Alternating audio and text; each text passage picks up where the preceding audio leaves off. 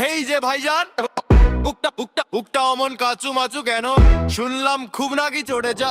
আরে রিল্যাক্স ভাই। ভাইজান রাগ করলা নাকি মনে কষ্ট পেলা? আমি তো সত্যি বললাম, তুমি কেন চটে গেলা? ভাইজান রাগ করলা নাকি ইগোতে লাগলো টান? সাব্বির হাসান মাঠে আইলে কেন চড়ে যায় অভিমান? ভাইজান রাগ করলা নাকি মুখটা কালো করে আর কত দিবা ফাঁকি?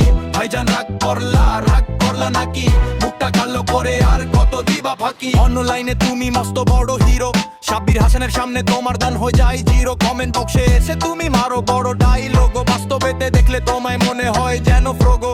আমি একটু সত্যি করা কথা বলে ফেলেছি, তোমার ওই মুখোশটা টেনে ছিঁড়ে দিয়েছি। এখন রাগ দেখিয়ে লাভ নাই, মাথাটা কর ঠান্ডা, বেশি গরম দেখাইলে পাবলিক ভারে আন্ডা। ভাইজান রাগ করলা নাকি মনে কষ্ট পেলা? আমি তো সত্যি বললাম, তুমি কেন চটে গেলা? ভাইজান রাগ করলা নাকি ইগোতে লাগলো টান? সাব্বির হাসান মাঠে আইলে কেন চড়ে যায় অভিমান?